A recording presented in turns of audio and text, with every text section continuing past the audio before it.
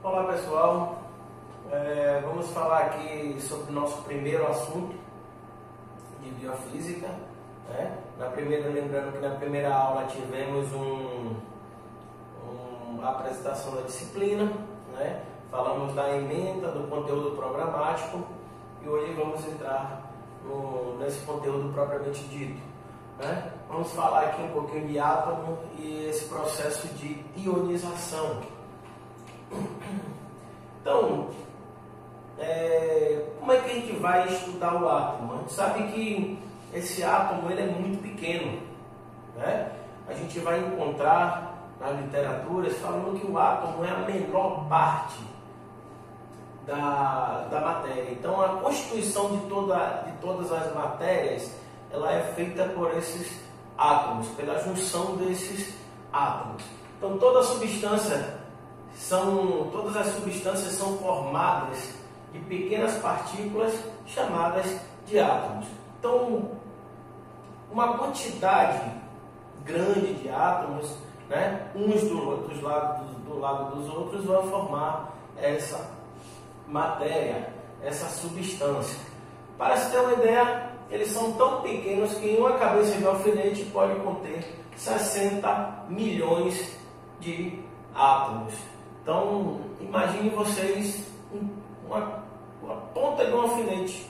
Ali tem 60 milhões de átomos. Então, ele é muito pequeno, e a junção dele vai formar essa matéria.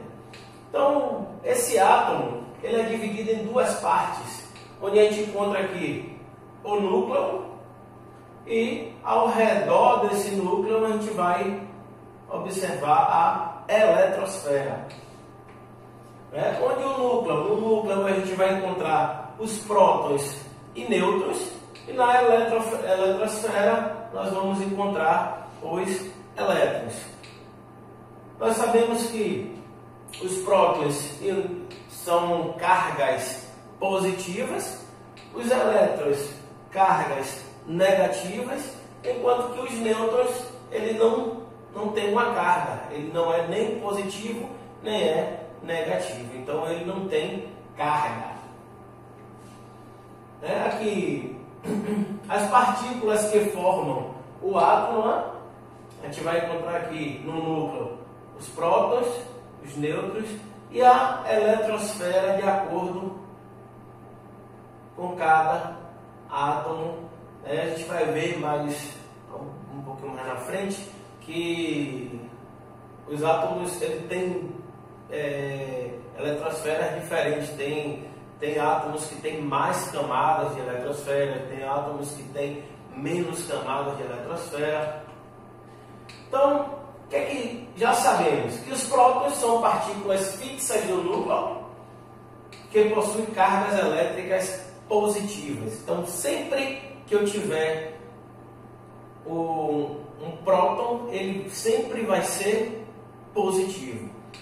Os nêutrons, eles são partículas também fixas no núcleo, ele está ali também no núcleo, mas eles não possuem cargas elétricas, enquanto que os elétrons eles não estão no núcleo, eles estão na eletrosfera e eles são partículas negativas.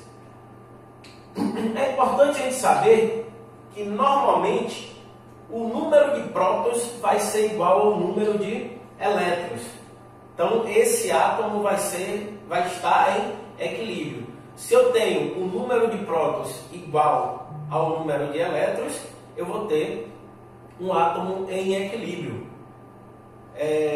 Caso ele não venha a ter esse equilíbrio, ou eu tenho mais prótons ou eu tenho mais elétrons, ele deixa de ser um átomo em equilíbrio e se transforma em um íon. Esse íon ele pode ser positivo ou negativo, E aí a gente vai ter esse átomo esse íon com carga positiva, se ele tiver mais prótons, ou esse íon pode ser negativo se ele tiver mais elétron.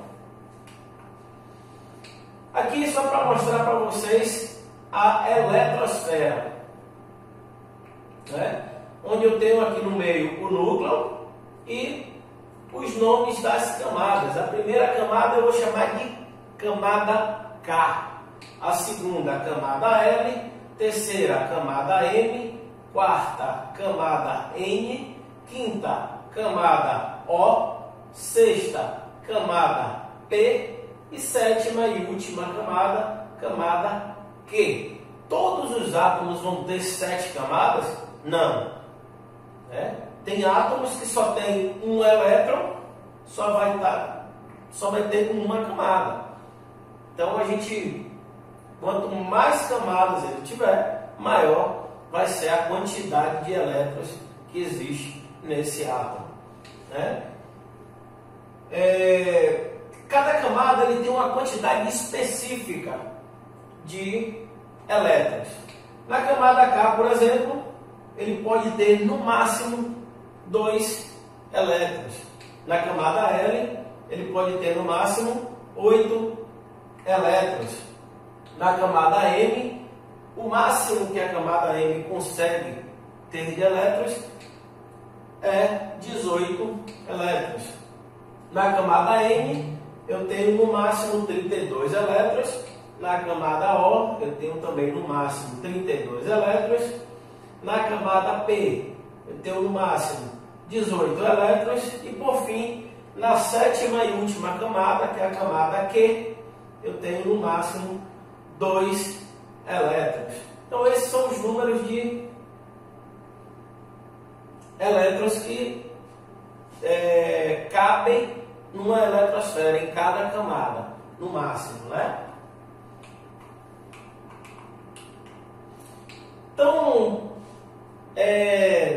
para a gente entender aqui, a gente precisa primeiro observar quantas camadas o átomo tem, Então a gente vai estar classificando sempre essa última camada. Então vamos chamar essa última camada de camada de valência, Então a gente vai falar um pouquinho aqui sobre essa camada de valência, que é a última camada, e o elétron de valência, que é os elétrons que ficam na última camada e que ele é responsável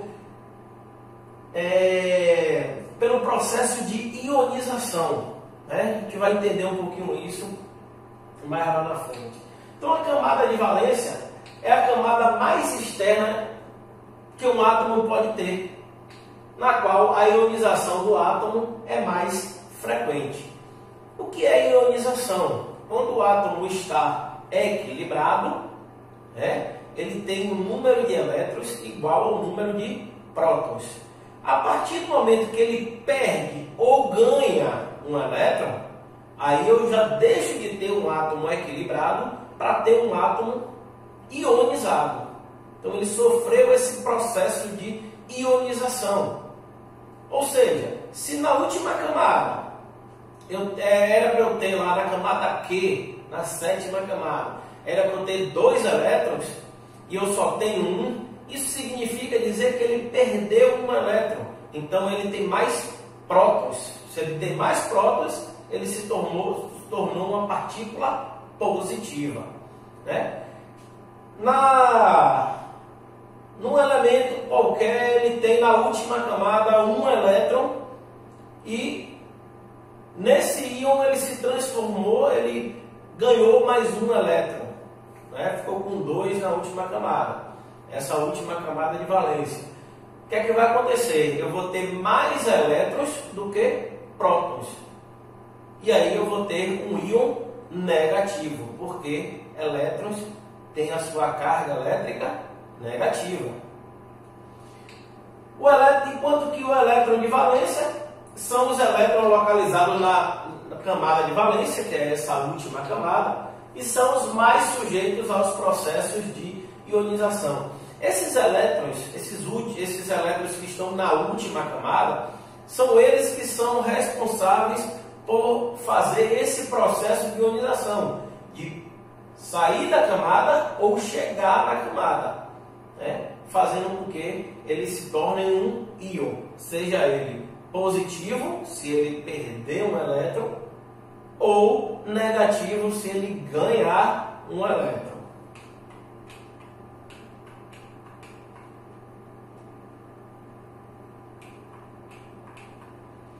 Então aqui, vamos para um exemplo prático aqui, ó, do átomo de sódio, né? No átomo de sódio temos um núcleo, né, com 1, 2, 3, 4, 5, 6, 7, 8, 9, 10, 11. Com 11 prótons. Que vamos ter aqui, ó, na primeira camada, camada K. 1, 2, na camada L. 3, 4, 5, 6, 7, 8, 9, 10. E na última camada 11. 1 com 1, né? 11. Sim, 11 elétrons e 11 prótons. Pô, então esse átomo ele está em equilíbrio, certo? Na última camada, que é a camada de valência, nós vamos ter aqui um elétron apenas. Olha ele aqui, ó. Nela toda só tem um elétron. Se chegar mais um elétron nessa camada aqui, eu vou ter um íon negativo, porque chegou mais um elétron que é da carga negativa. Se eu perder esse último elétron aqui, nessa camada, ele vai tornar esse íon positivo, porque eu vou ter mais prótons do que elétrons.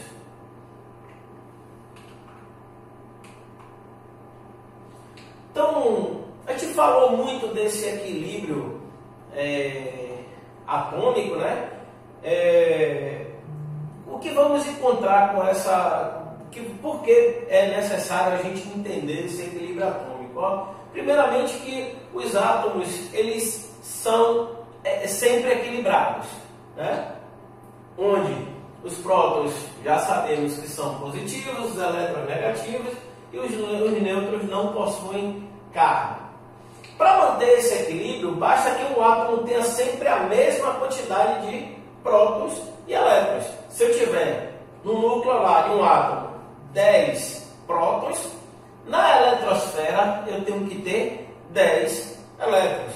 Então isso vai fazer com que eu tenha um átomo equilibrado, né? Vai fazer eu entrar nesse equilíbrio atômico. Falamos do núcleo. O núcleo é onde vai estar os prótons e os nêutrons, né? E toda a massa desse átomo está em seu núcleo. Então, a massa, a gente vai ver uma equaçãozinha pequenininha, bem fácil de ser resolvida lá na frente. A massa desse núcleo vai ser a soma da quantidade de prótons com a quantidade de nêutrons. Somando prótons e nêutrons, vamos encontrar essa massa. Então, a massa do átomo, ela está toda no seu núcleo.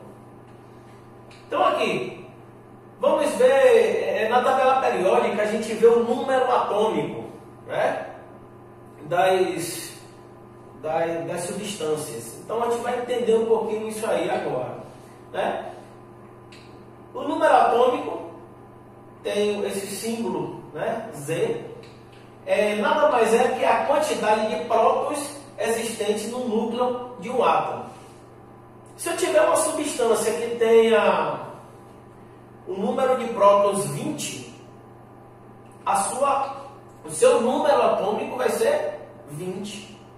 Se eu tiver um elemento que eu tenha no número atômico 50, a sua quantidade de prótons no núcleo vai ser de 50, certo? Então, o número atômico é igual ao número de prótons. Já o número de massa, ela é a soma do número de prótons mais o número de nêutrons. Então, o seu número, a massa dessa substância nada mais é do que o número de prótons mais o número de nêutrons. A gente pode também encontrar assim, ó, a massa da substância é equivalente ao número atômico mais o número de nêutrons. Por que o número atômico? Porque o número atômico é igual ao número de prótons, né? Então é bem fácil a gente fazer essa continha aí para a gente estar descobrindo como é que a gente chega nesses números. Eu botei aqui um exemplo para tentar ver se a gente consegue colocar esse exemplo com mais facilidade para vocês, né? Vamos supor aqui que a gente tenha o sódio, né? O sódio ele tem um número atômico de 11, ou seja, ele tem 11 prótons no seu núcleo. O número de massa dele é 23. Com esses dois dados aqui, eu tenho como achar o número de nêutrons, né? Por quê? Se a massa equivale à soma dos prótons mais os nêutrons, então é só eu pegar o valor da massa e diminuir pelo valor dos prótons, né? Então qual o número de nêutrons que existe no sódio? Então nêutrons é igual ao número da massa menos, que é o número da massa, menos o número de prótons, que é o número atômico. Então nêutrons é o 23 da massa menos o 11 do número atômico, do número de prótons, né? Então vamos chegar no final da equação com o número de nêutrons de 12 unidades. Isso significa dizer que no sódio eu tenho 11 nêutrons, ou 11 prótons e 12 nêutrons, né? 11 prótons é igual ao número atômico, mais 12 nêutrons vai dar 23, o seu número de massa. Então, como eu havia falado, a massa, ela é calculada, o número de massa do elemento, ela é calculado com o que tem no núcleo do átomo, certo? Então, no núcleo do átomo eu tenho prótons e nêutrons. Então, eu somo aqui 12 com 11, 23. Então, o átomo de sódio ele é formado por 12 nêutrons, que a gente achou aqui na equação, 11 prótons, que é o número atômico. Número atômico, volto a dizer, número atômico é igual ao número de prótons, e 11 elétrons, porque esse átomo, ele é um átomo equilibrado, e vimos que a quantidade que eu tenho de prótons é a mesma quantidade que eu tenho de elétrons. Então aqui eu vou ter 12 nêutrons, 11 prótons e 11 elétrons.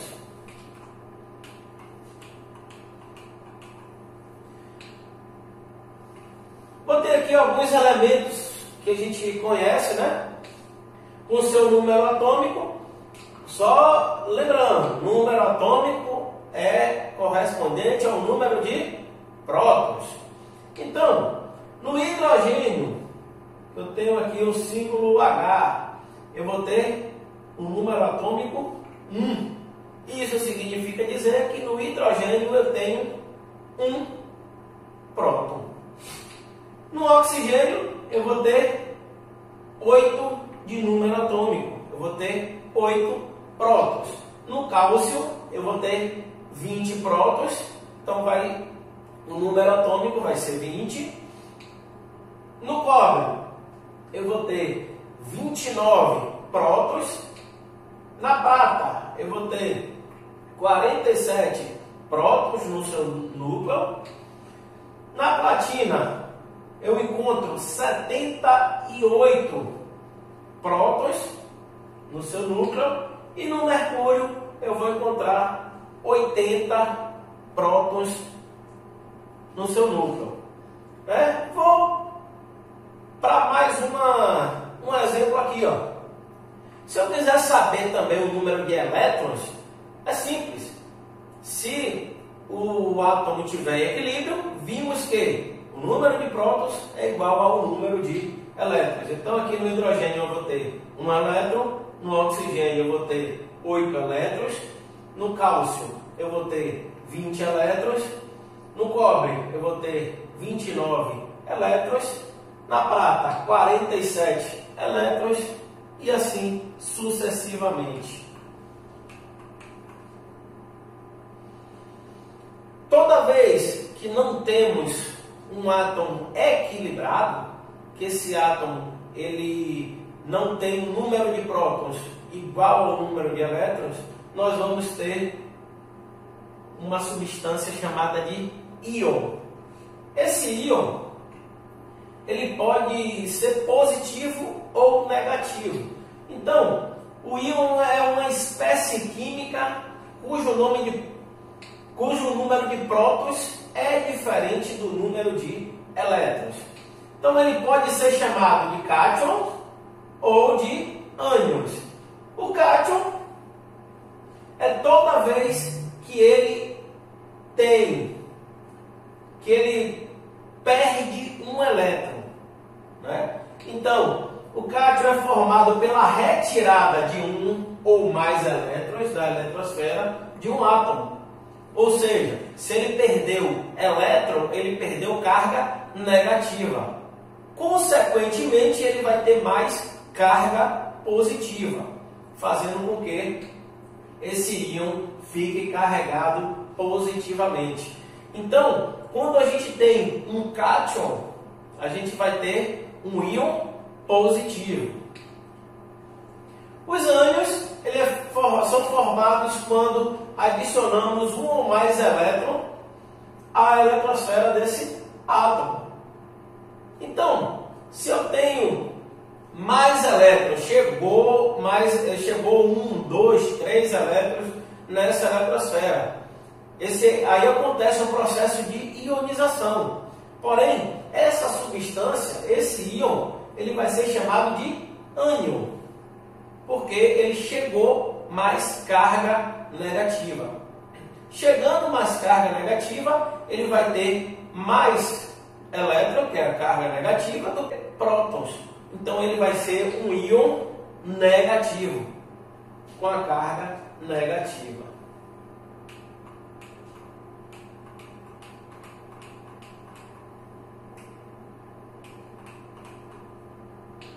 Aqui só um exemplo na figura de um cátion e de um ânion.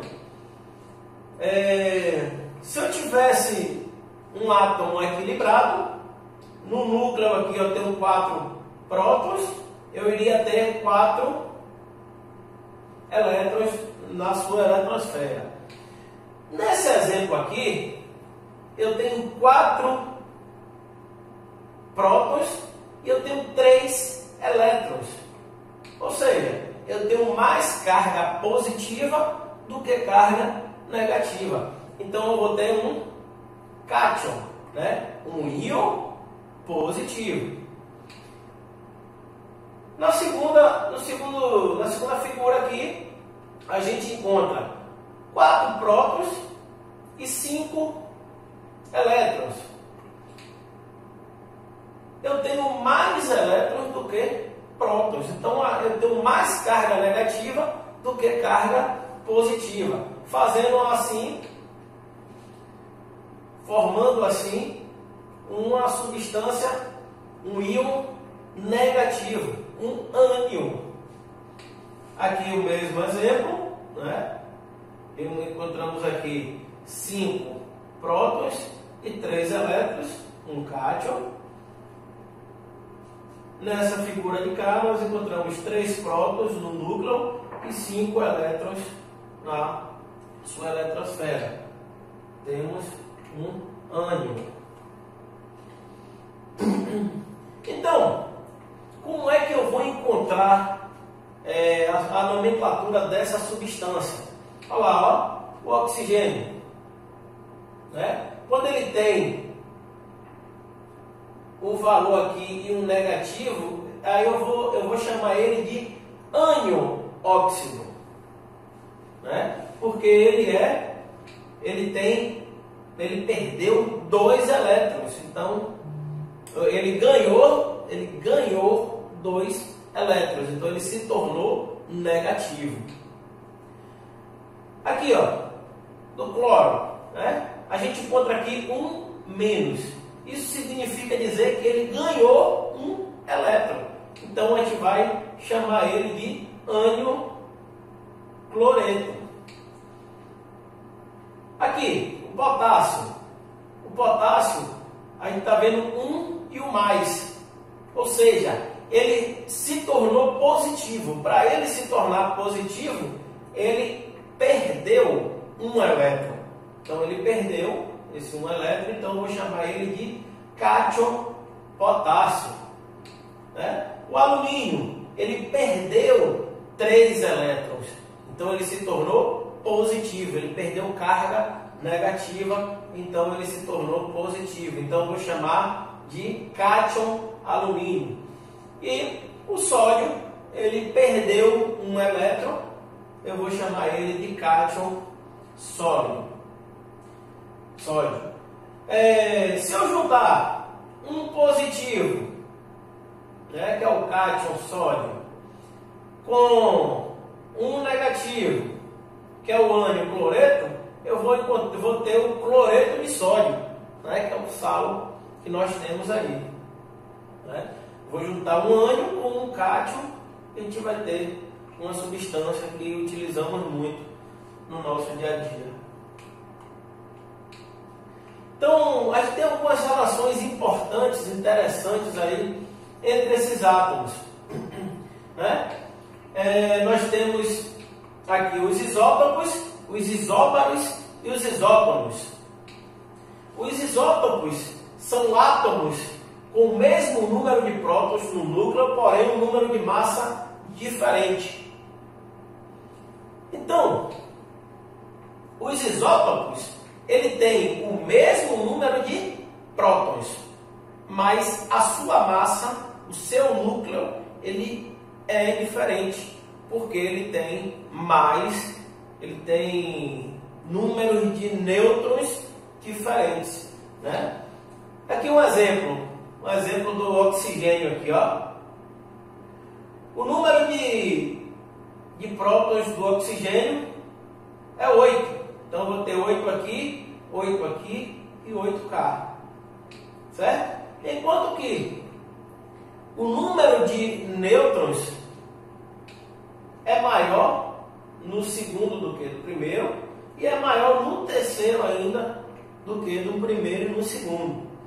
Né? Então aqui, ó, igual o número de prótons, eu vou ter 8 prótons, 8 prótons, 8 prótons. Se a gente quiser saber aqui nesse oxigênio, nesse primeiro oxigênio aqui, quantos nêutrons a gente tem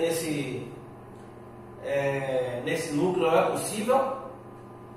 É sim, é simples. É só a gente pegar o número de massa e diminuir do número de prótons.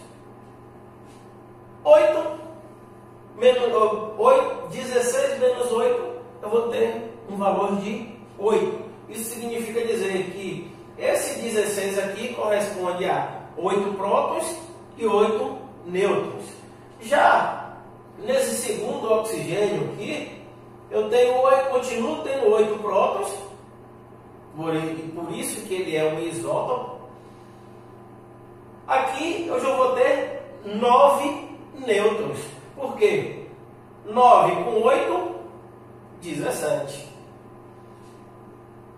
No terceiro exemplo, continuo tendo 8 prótons, porém eu vou ter 10 nêutrons nesse núcleo. Então aí eu vou aumentar o número o número atômico o número de massa desse elemento. Outro exemplo aqui, igual ao de cima, é o de potássio. Tem um potássio aqui com 19 prótons e 19 prótons. E aqui, ó, eu tenho diferente número de massa. O número de massa, ele é diferente. Então, no isótopo, eu tenho o número de prótons igual, porém o número de massa é diferente, porque o número de nêutrons varia.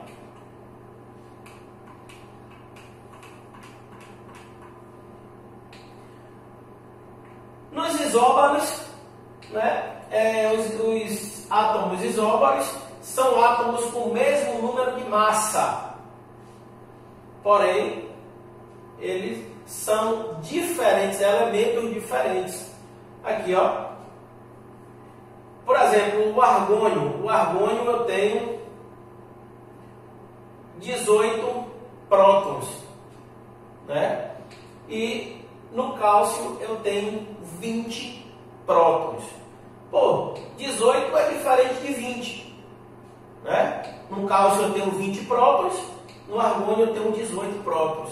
Só que quando a gente soma esses prótons com os nêutrons, para a gente achar o número de massa, a gente vai chegar no valor igual, né?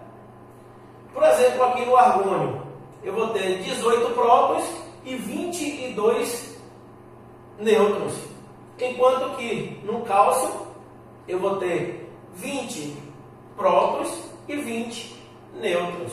Então o número de massa vai ser igual, porém os elementos são diferentes. Quando a gente volta para o exemplo dos isótopos, observe que o elemento é o mesmo. Ó, oxigênio, oxigênio, oxigênio. Potássio, potássio, potássio. É o mesmo, porque o número de prótons é igual.